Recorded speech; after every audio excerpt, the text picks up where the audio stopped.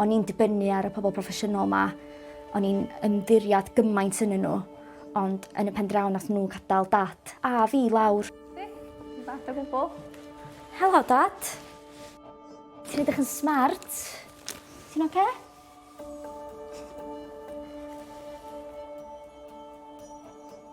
Nath ffrindiau a mam a fi sylweddoli bod ymddygiad o bach yn rhyfadd. Gath o'r diagnosis rha 2021 ac o'n i yn ystafell yn deitha fo, yli Dad, mae gen ti frontotemporal dementia. O Dad yn Gymro, felly oedd o'n bwysig i fo a'r teulu i fo aros ar Ynys Môn.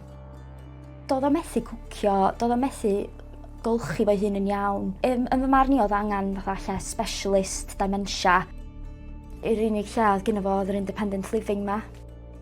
Oedd 'na sôn am bod o am gael ei rhoi ar continuing healthcare funding, lle mae'r bwrdd iechyd a'r cyngor yn helpu gyda'r gost.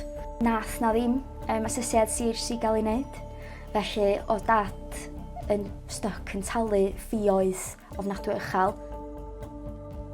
Yn y flwyddyn cyntaf, oedden nhw wedi codi 12,000 o bunna y mis i Dad am ei ofal, a wedyn ar ôl blwyddyn nath o dwblu i 24,000 y mis. A dwi'n meddwl yn gyfan nath o costio Dad 250 o miloedd o bunna.